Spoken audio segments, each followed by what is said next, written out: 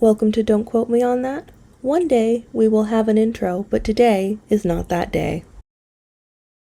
Hello. I'm Kalina, and welcome back to Don't Quote Me on That, where we kind of talk about movies. It's me. I'm alone. I'm talking about my favorite kind of movie and album. So, all of the facets of Don't Quote Me on that you have come to know and love. Gonna hop right into it as always when it's a solo episode. I am talking about Tracy Chapman. And now I swear I'm not talking about Tracy Chapman because of the Grammys performance, which was recently, if I recall correctly. But an album of hers that I really love has just come up on my Spotify or like one of my playlists recently, and I kind of got stuck in a loop listening to it. And then I think between that and then just some of the news around the Grammys and stuff, she's been on my mind. So this struck me as inspiration. But this album, as you probably saw from the title of the episode, is New Beginning by Tracy Chapman. It was released in 1995, and I have a very vivid memory of two albums in my life, and the first is Hell Freezes Over by the Eagles, which is a live album. If you've been around, you know the Eagles are my favorite band. That was like that's like Hotel California is the first song I remember knowing by heart and like just absorbing, but then the rest of the Hell Freezes Over album are the other songs there. But the second album that I would say I felt that way about, just slightly lesser than the Eagles, because again, have we all heard Hotel California, would be New Beginning by Tracy Chapman. This is apparently her fourth album, which makes sense in retrospect, I guess, because the sound is very defined and I think a good like representative of Tracy Chapman as an artist. But my dad loved this one song off this album, and also a really cute story about this album is that when my parents met, they both had like their own individual copies of this CD, so she's a little bit significant in that sense, something they could connect over. But my dad really loves the song Remember the Tin Man off this album, which I will be talking about. I have lots of thoughts. I've dissected it a million times growing up. It's one of those things that like I knew these songs so early on, I just like knew the words. But then years later, I would like come back to them and actually dissect them as someone like hearing the song for the first time, because it was like, oh, I know all these words, but in my head, I guess I knew the words individually, and like as I got older, I was able to put them together into actual sentences that meant things. But like I said, we're hopping right into it. First track is called Heaven's Here on Earth, and this song made me think a lot of like The Last Resort by the Eagles, or what is it, Big Yellow Taxi by Joni Mitchell. Yes. Like this idea that we have good on the earth and we are the very things that are appreciating it but also destroying it. But while I think The Last Resort and Big Yellow Taxi kind of lean more into destroying it, like Big Yellow Taxi is all about they paved paradise and put up a parking lot. They're like knocking down these trees for civilization. Tracy Chapman's feels a bit more hopeful, and I would say that is the general tune of this album, even though it might be more of a melancholic hopefulness. But she says, we are the spirit, the collective conscience. We create the pain and the suffering and the beauty in this world. Heaven's here on earth. So like you don't have to wait to die to... I'm getting right into it. Track 1, Heaven's here on earth. You don't have to wait to die. Like you can make the world beautiful. We are capable of creating that, but we're also capable of creating awful things. And so being able to recognize that is where we will be able to create more beauty and less pain. One of the pre-choruses is, if we have faith in humankind and respect for what is earthly and an unfaltering belief that truth is divinity and heaven's here on earth. So we have to believe in that. We have to trust in that. We cannot let it stray from our minds. Otherwise, it's very easy to fall into despair and let things get awful. A slight note about the song, though, it does have like 5 choruses and then a bunch of pre-choruses and choruses, but we will let her slide because she's Tracy Chapman. Also, just a little bit of a spoiler for anyone who doesn't know, this album does not have Fast Car on it, and it does not have, what's her other big one? Baby Can I Hold You, I think is a pretty big one. So if you're here for a dissection of Fast Car, I'm sorry, you're not going to get it. But also, I don't think I can say anything that hasn't been said already. So you're not missing out on much, you know? What happens here on Earth? Someone on the Genius, an unreviewed annotation on Genius, was like, the spirit Tracy's referring to as God's spirit of the Abrahamic faiths. We, the created, were given life by God's own breath, his spirit. Even the word spirit has, which was long, but I kind of get where they're going to. In the opening verse, she does say, this is the first two lines of the song. You can look to the stars in search of the answers. Look for God and life on distant planets. But the end of the chorus the end of that verse is basically what each of us holds inside the map to the labyrinth and heavens here on earth. So you can look away for these far off things and search for this higher meaning. But you gotta make the meaning in today. You gotta find the meaning in today. You cannot live for the present, okay? You cannot live for a hypothetical. You have to make the time on earth here beautiful and make your life here on earth beautiful. I'm beginning to connect the dots on where my philosophies in life came from. And I'm a little embarrassed it took me this long. Also, I think, you know how some people are like, I would listen to blah, blah, blah, sing his grocery list. I would listen to Tracy Chapman not only sing her grocery list, but just read how she wrote it. Like, she just writes so poetically. However, all of that being said, the shortest song on this album is 4 minutes and 28 seconds. The rest of them are averaging, I'd say, about 5.5 minutes. There's one song here, over 7 minutes. Unfortunately, one of my favorite songs on the album. And they don't feel that long when you're listening to them, but now that I'm breaking it down and I'm like scrolling through the lyrics, I'm like, these go on for a second here, don't they? But next song on this album is New Beginning, so title track of the album. And also, to backtrack a little bit to the first song, Eleanor and I always talk about good album opener. I think this is a fantastic album opener. I don't think it's like, I want to say pushing the envelope in a good way or a bad way, but Tracy Chapman, again, this is her fourth album. Tracy Chapman has such a sound and a style and a distinct persona and voice as well, obviously, and then lyricism that shines through. So I think it's a good album opener in the sense that it is a solid song. It sets the tone for the themes of the rest of the album, but also just sonically, this is what the whole album sounds like. It does not deviate from this path in the best way possible. Second track on the album, New Beginnings. A bit less hopeful, so I think it's kind of the melancholic side I was talking about. She says, the whole world's broke and it ain't worth fixing. It's time to start all over and make a new beginning. Later on in the first verse, she says, don't get me wrong, I love life and living. But when you wake up and look at everything that's going down, all wrong, we need to change it now.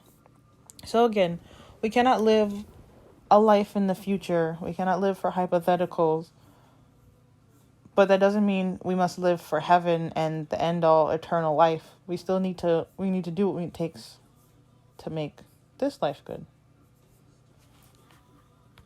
Also, I think good to note early on that Tracy Chapman and one other guy, Don Gemin, produced this whole album, and I'm pretty sure Tracy Chapman wrote every song on the album, which I think is less surprising considering the time it's of. But more specifically for New Beginning, the track, not the album, but the track itself, Tracy Chapman is playing a didgeridoo at the beginning of it, which I think is such a choice, and it really adds the atmosphere that the song needs. But apparently it was a very controversial choice at the time because the didgeridoo is from Aboriginal people in Australia, and apparently women playing the didgeridoo is a taboo thing in some of their cultures. But I think for the artist she is and for the time, it makes so much sense. That almost makes her use of it in the song so much better and so much more powerful. Also, real quick scroll on Wikipedia here, Chapman was taught to play at the Didgeridoo University in Alice Springs, and I would like to make my business in hyper-specific things like that. Eleanor and I have this running joke, working theory that it's really easy to get into the Ripley's World Or the Guinness Book of World Records? Yes, it's Ripley's Believe It or Not. Get into the Guinness Book of World Records if you just get really hyper specific about what the record that you're breaking is. So none of that world's longest toenails, world's longest fingernails. That's been done and dusted and tried. You gotta do like world's longest strand of gray hair in the right front quadrant of your head. Because, like, who else is doing it? Who else has the time? I feel like it's a lot easier to just let all your fingernails grow out and never file them. But back to the beginning, which I feel like I haven't talked about too much, the track. Also, it is one of the singles off of this album. The singles were Give Me One Reason, New Beginning, The Promise, and Smoke and Ashes. So, but back to New Beginning, kind of again in that same vein of Big Yellow Taxi. The bridges, we can break the cycle, we can break the chain, we can start it all over in the new beginning. This song's a little bit more like on the nose to the point about like what the title of the song is and the message of the song. But you know what she said? If it's not broke, don't fix it. Actually, in the song, she does say, if the whole world's broke and it ain't worth fixing. But said, listen, no better way to tell you this message than getting to the point. Start all over. Start all over. There's too much fighting. There's too little understanding. It's time to stop and start all over. And we're going to make a new beginning. So she hasn't given up entirely. But she also understands that we cannot continue forward from the point that we're at right now. So I realize I'm not contributing much to this, but I like this album a lot, so we're going to keep talking about it. Next song on the album is Smoke and Ashes. And where the other two songs were about, I think, falling out of love with the human condition and the world as it is, this is about more, I think, direct falling out of love with a person, in my professional opinion. But she talks about, I've heard rumors, I've heard talk about the trail you left of broken hearts, but a little bad press has never scared me off. So I'm like trying to figure out how to get in there. And the chorus is, I've got a red hot heart. If the talk is true, yours is the same. And we should be together. Let our passions fan love's flame. And just wanting to get to know this, like, this dangerous person, but, you know, not to sound like a theater kid, but it just actually made me think of in Hades Town, where Hades and Persephone are having this back and forth. And it's what is it? How Long is the song?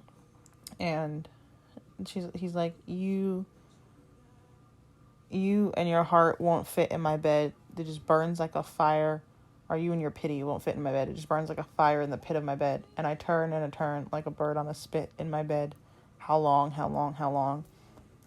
And how love can sometimes only be classified as this intense, burning thing, which could be one of the most thrilling feelings in the world, but also one of the most horrible, because she's like, I thought we would be a good match. We both had hearts that were on fire, but they were in a fire in different ways, and you burnt me up and used me up, and all that's left is smoke and ashes now.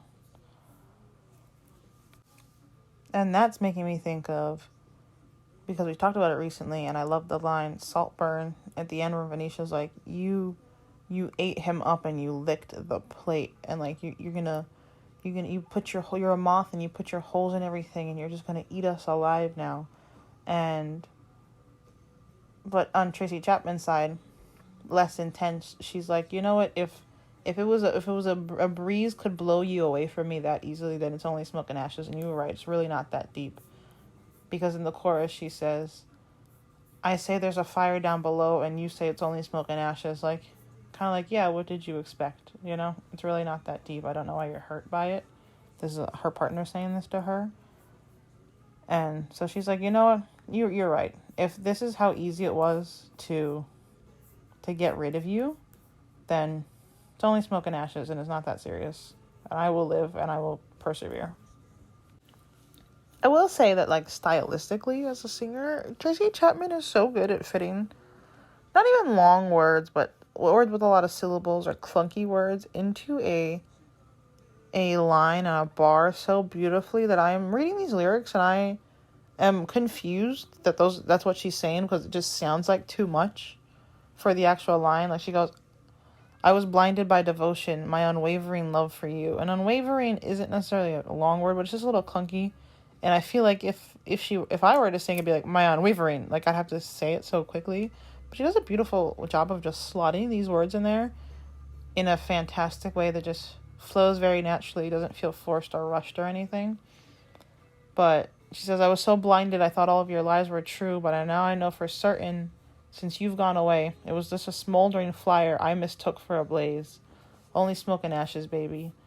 And like this fire that this person is using to keep themselves warm with their heart and just discarding people, but you mistook that for like love and the heat and warmth that comes with that, which parallels so beautifully with the next song on this album that makes me insane.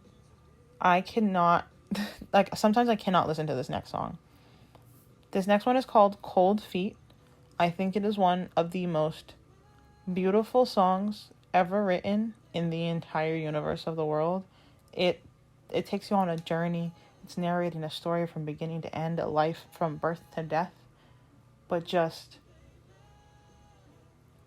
so good and so relatable without, but it's so relatable but also like distance enough that you can really truly appreciate the tragedy in it from an outside perspective.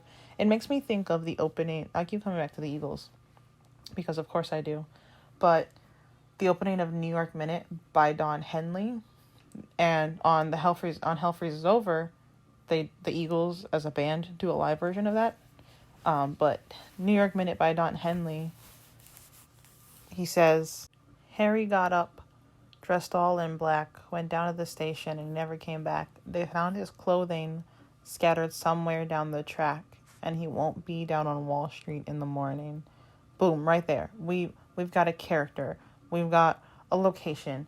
We've got a plot point, and it's so nice, and you feel so devastated. Like the next line is, he had a home, love of a girl, but men get lost sometimes, and you're like I always envision his girlfriend, the cops are there, and her finding out what happened to him and what he did, and just this tragedy of like losing yourself in some way that I think everyone can connect to on some level, but at the same time this distant tragedy of going to a train track and leaving your life behind.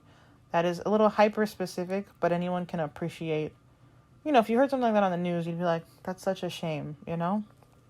So to me, Cold Feet, similar vibe, but so much more devastating. The gist of this song is there was a boy who like always had cold feet in every sense of that phrase. So the opening is, there was a little boy once upon a time who, in spite of his young age and small size, knew his mind. Forever copper penny and clover he would find. Make a wish for better days, the end of hard times, for no more cold feet. Cold, cold, cold, cold feet. So cold feet in this sense, very literally. And the next verse, she also does a lot of like verse, before. She does it instead of verse, chorus, it's like verse, back to back. But it works. I love it. Then in the second verse, she's like, you know, his clothes were always clean. His face was always scrubbed. And he always had food on the table. And there was a lot of life and love in his home. But when winter came, it was just like, they were cold. There was never quite enough money to cover his feet that were cold. So again, still very literal on this cold feet. Then third verse, he grew up to be a worker, determined to succeed. He made a life for himself. But there was nobody to share this life that he had built for himself from the ground up. Nobody to keep him warm. So when he went to bed at night, his feet were still cold. And so this is kind of like in a literal and also sort of metaphorical sense. Cold feet is, it's colder in the bed without someone next to you. But also all of this work for what? Like he's not, and not so much for what, but all of this work, but still missing this one piece. So just missing, you know, the socks on his feet to keep him warm. Then, fourth verse, he was out one night, saw a shooting star. A woman passed him and brushed his arm, and he turned around and found love, and he asked her who she was. And she says, he then wished for the courage to ask the stranger who she was, to not have cold feet. So now cold feet in that metaphorical sense of, you know, when you have cold feet, you're chickening out of something. Like they say brides get cold feet at the wedding, and they run off and they don't get married. So he's like, he sees the most beautiful woman he's ever seen, and he's like, here's my chance. So he prays to God, and before he used to pray for God to save him from his little feet, his cold feet, literally. Now he's turning around and seeing the shooting star and going, please give me the courage to approach her. Then we go to the 5th verse. I get why they broke it up verse by verse, in the sense that otherwise this would have been one long verse 1 and then a chorus. But it says, 1 year later, he stood beside her. He vowed, I'll give you everything you want. So they're getting married. And she said, I'll take some love from my heart to keep your body warm so you won't have cold feet. And she means this in that literal and metaphorical sense. So she's like, I see what you've done and what you've gone through. So I'm giving you a piece of myself. We're embarking on this life and this journey together. But I'm giving you a piece of myself so you never have to have that again and experience that again. Verse 6. He's like, oh, he thought his wife would like to party and like find things in life. And so he promised her everything that she wasn't even asking for, all this stuff that he couldn't even afford to buy. But he just wanted to keep her happy and keep her around so badly, just so he wouldn't have cold feet. Then he worked his day and night, his fingers to the bone.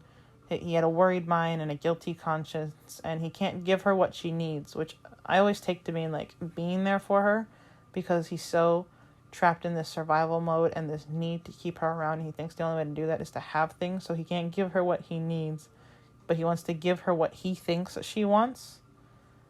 And his empty pockets are what driving him on, and his cold feet.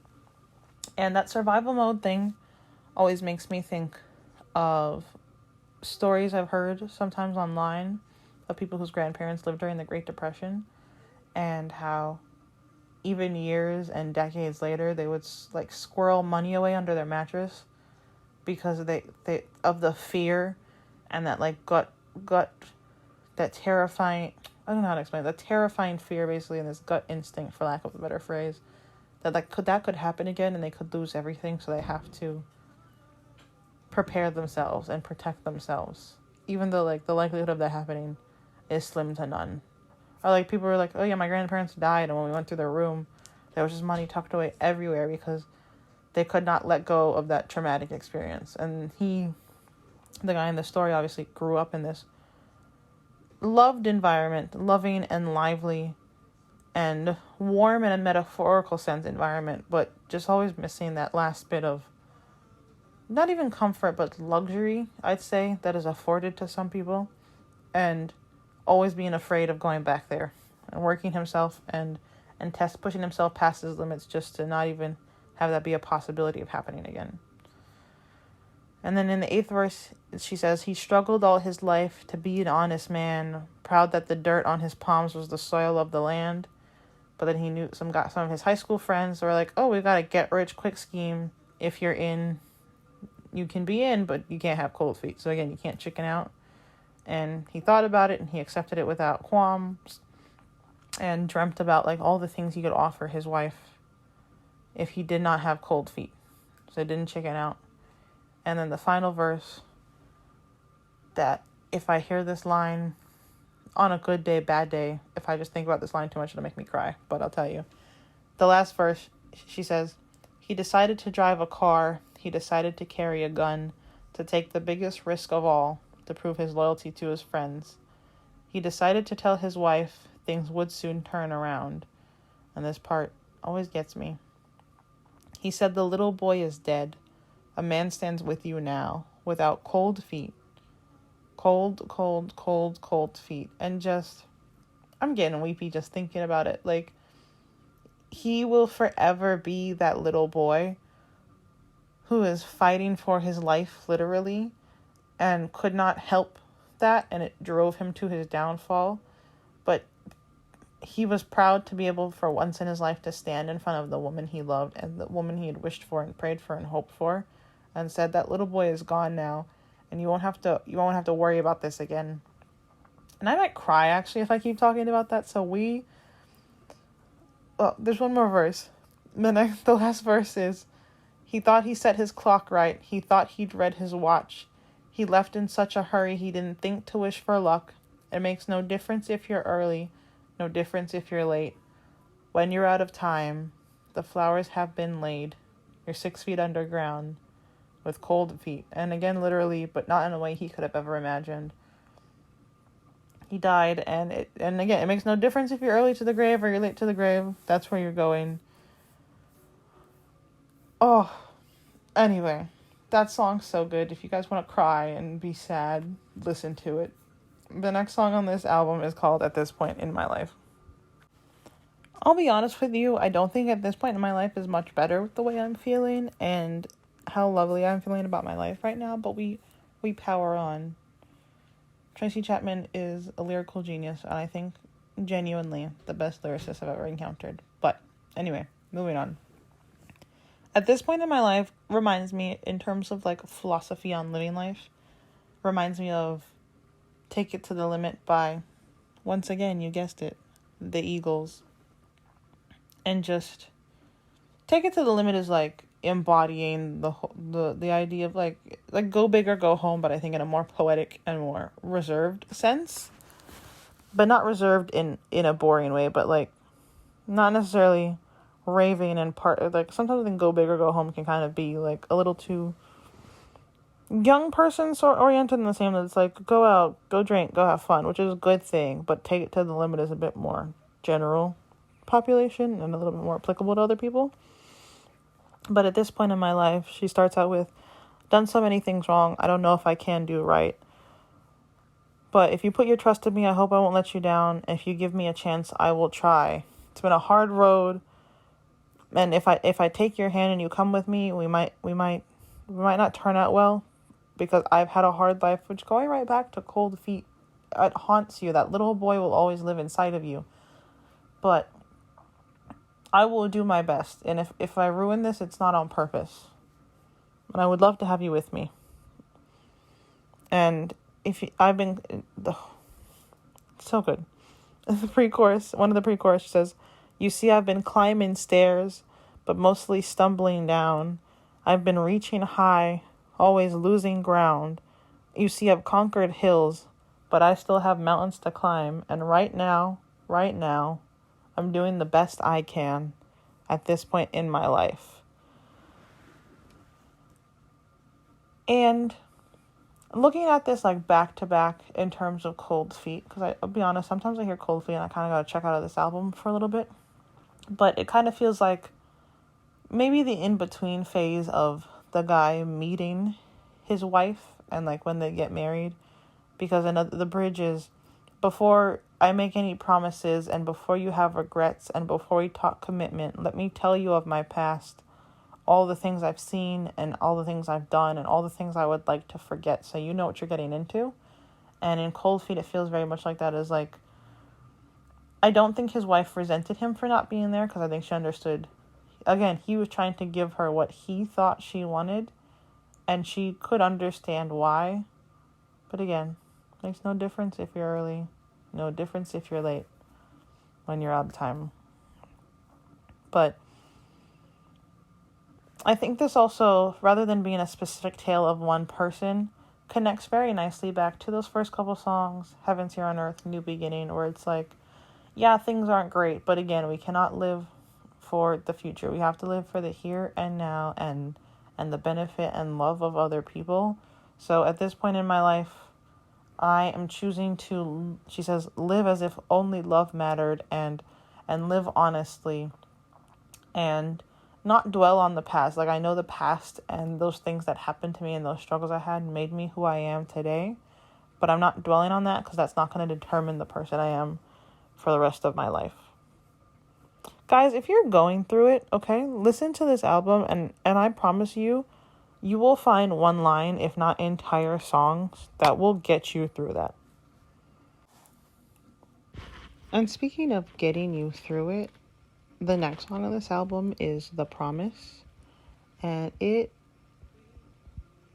not even like getting you through it, but going through it. This one has me going through it, and I'm not like, I haven't even experienced this. The Promise is about like, if like you say you're gonna wait for me, and if you dream of me like I dream of you, and if you promise that you'll be waiting for me, I will find my way back to you. I promise, literally. The opening lines are, if you wait for me, then I'll come for you. Although I've traveled far, I'll always hold a place for you in my heart.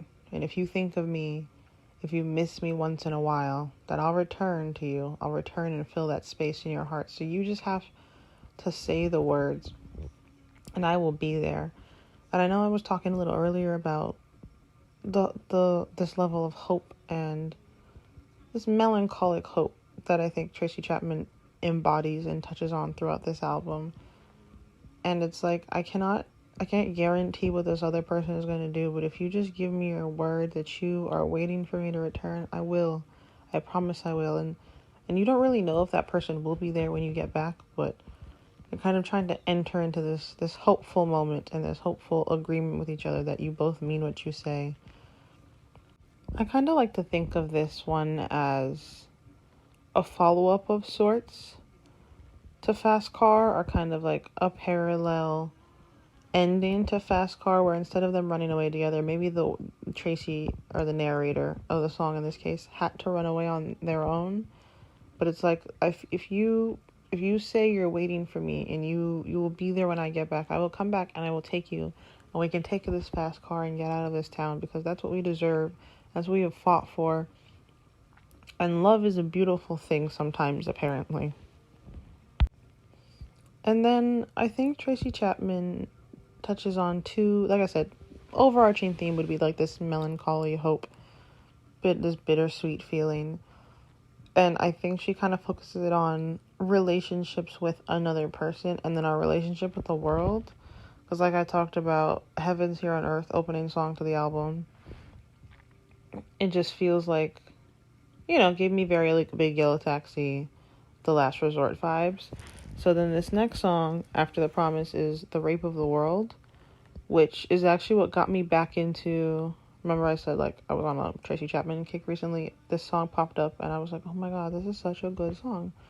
And she says, Mother of us all, place of our birth, how can we stand aside and watch the rape of the world? And this is the beginning of the end. This is the most heinous of crimes. This is the deadliest of sins. And the same thing she's touching on, Heaven's Here on Earth, is this earth and this life that we have is all we have. And we cannot guarantee this future. Just like in The Promise, I cannot guarantee you'll be waiting for me, but I'm willing to put my faith in that and work towards it in the meantime. But I can't put all my faith in that. And the world is what's given us life, and the world is all we have at the end of the day, and we have to take care of it.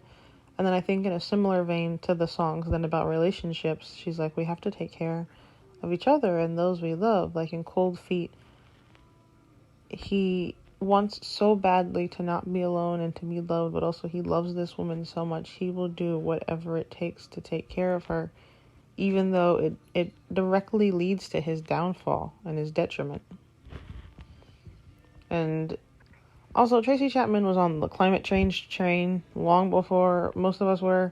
Says, the sun shines hotter than ever before. And some claim to have crowned her queen with cities of concrete and steel. There is no glory and no honor in what results from the rape of the world. And I think stating it so plainly and using that word, one, very clearly defines her position where she stands in this argument. But also, it just makes it so hard to chalk up to, like, being a metaphor. Like, I think sometimes when people make songs that make a statement, sometimes either people generally don't get it, or they're trying to brush it under the rug, or sweep it under the rug. So they're like, oh, this is just a metaphor for some other issue, but that's lesser than this. And Tracy Chapman said, you all aren't going to do that to my song. This is what it's called. I don't know how you can look at this and think it means anything other than what these words here are saying. There's no metaphor. There's no prettying this up. She says, if you look, you'll see it with your own eyes. And if you listen, you'll hear her cries. If you care, you'll stand and testify. So, not to get political, but I think she makes some good points in this song. And I'm going to move on to the next one on the album.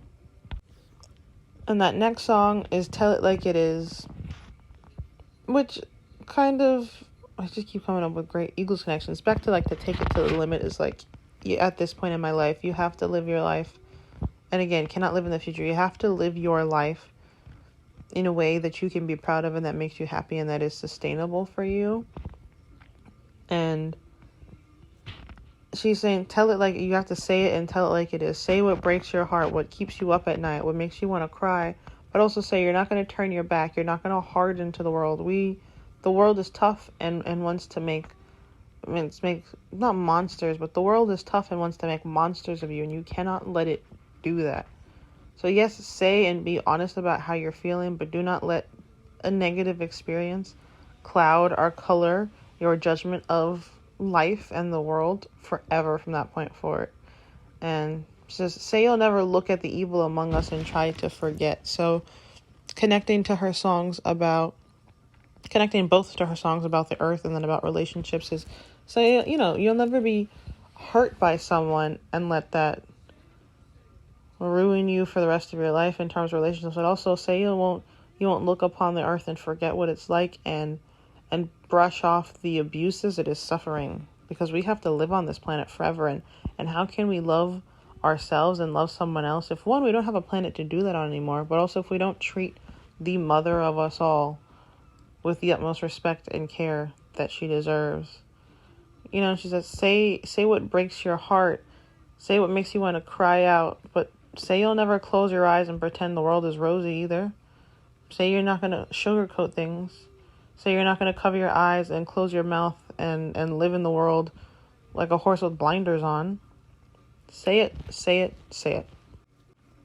And then we get another song, obviously, almost done with the album. We get Give Me One Reason. And diving into kind of like, this is, to me, this and The Promise are very similar in premise.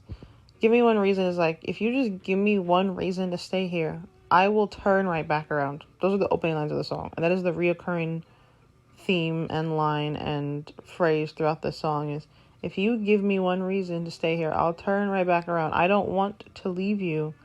And you have to convince me, because I'm going. And I know it's for the best that I should be going. But if you just give me one reason, I will make it work. You know what? There's another song by Lady Gaga that's a lot like this. It's called A Million Reasons. And she's like, you're giving me a million reasons to leave, but I just need one good one to stay. Or if we're sticking with my Eagles theme, I Can't Tell You Why by the Eagles is like, he's like, I can't tell you why, but every time something makes me turn around and stay with you. And so now Tracy Chapman's like, give me a reason so I can say why I'm turning back around, because I will do it. It won't take much convincing, but you got to come up with something. You got to meet me, not even halfway. You got to meet me like a pinch of the way, and I will walk the rest. And I don't think I've touched on this in discussing these songs, but like acoustically or sonically, I don't know which word is more appropriate. These songs do a very good job of capturing, again, that hope and optimism, but also the defeat and resignation that is the dichotomy in most of these songs. She's like, but it sounds so fun, but it's a mellowed out sound, like instrumentally, but the beat is very fun. It's not loud and in your face. So it's not like a party song. It's got a good uptick in most moments. All of these songs do. And her voice is very, not monotone, but it stays at this consistent emotional level throughout the songs, irregardless of the content. But it has its highs and lows when it needs to. But she says, I'm too old to go chasing you around, wasting my precious energy. So just give me one reason to stay here and I'll turn right back around. And at the end she goes, you see, it said, I told you that I loved you. And there ain't no more to stay. You just give me one reason why I should stay. Because I said I told you that I loved you. And there ain't no more to say. And then we go into the next song on this album, which is the first Tracy Chapman song I remember hearing and that I knew the words to, and that made me fall in love with her in this album, and that is Remember the Tin Man. My dad used to play this song, like we'd rewind the CD repeatedly just to hear this part. He thought it was a masterpiece. I think it's a masterpiece. I love a good metaphor, especially a media one, and taking something that is so, Eleanor and I have talked about this, the power of songwriters, taking something so specific, a specific human instance that happened to you, but making it general enough that anyone can relate to it in a variety of ways. And the gist of Remember the Tin Man is, who stole your heart, who took it away, and like, why can't you, we're like, she's like trying to figure out who took the heart from this person. And I still can't quite decide if I think she's saying this is a callous person who's been hurt before and they no longer have their heart as a result, or if this is a person who's very depressed and sad and feels like they can't love or can't be loved because they've been hurt in the past. But either way, in the song, she's like, who left you with a hollow body or just skin and bone? Like, who took away this thing from you that you need to live? And at the end, she goes, well, remember the Tin Man. He found he had what he thought he lacked.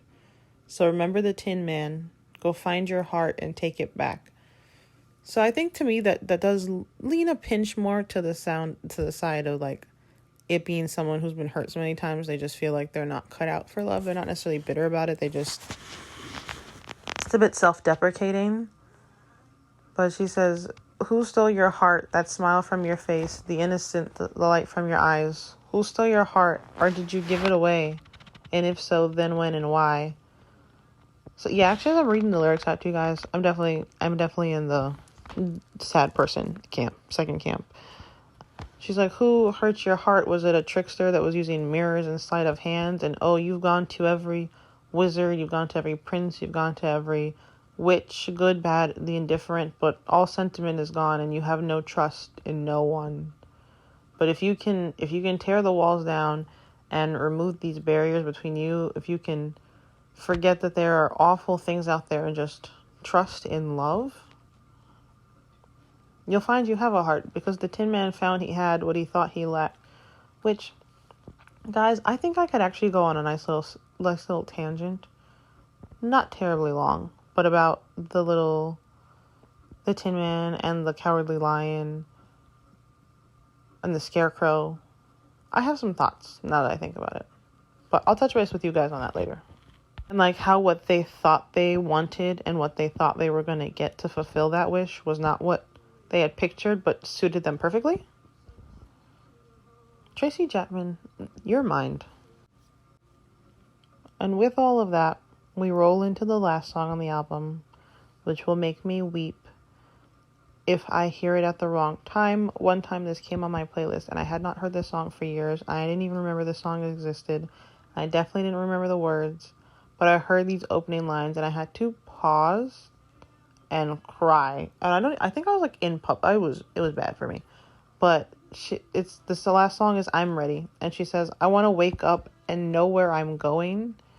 And I was at a point in my life where I thought I was very assured in myself and settled and knew what I wanted and what I was doing. But it just, I don't know, hearing that line out of the blue and after so many years just woke me up to like, not necessarily I wasn't happy with where I was, but how much more I wanted to get to and do and achieve and how much further I had to go. Not even like I was behind, but just in a sense of when you're, late teens, early 20s, life is still spread out ahead of you and there's so much hope and opportunity and optimism, but at the same time, there are years to go before you get to be a person that is settled. And then the part that made me cry more, I feel like crying more, was I want to go where the rivers are overflowing and I'll be ready. I'll be ready. And anyone who knows me knows any sort of like anything about water that is for me. I've always had like, I don't know, a connection to the water, I guess. But like that is a metaphor, that is a language that speaks to me. Is water, the ocean. And then this song's very repetitive, more so than the other ones, but I'm ready to let the rivers wash over me. I want to wake up. I want to know where I'm going. And I want to go to where the rivers are overflowing. I'm ready. I'm ready. I'm ready. Guys, when I tell you, if I think on this song for too long, I will be an emotional wreck. Because like, I am ready to go to where there is abundance and light and love. And do I feel like I have that now? Yes, but I am ready to be in that place where it transcends everything and where that is all that is in my life and all I'm enveloped by. And I don't have to worry about these small things because light and the goodness that exists in this world surround me. All of that said to say, New Beginning by Tracy Chapman, I think, in retrospect, after spending 45 minutes with you, is a perfect album. I have no notes. I did not do it a modicum of justice, but I hope you'll consider listening to it.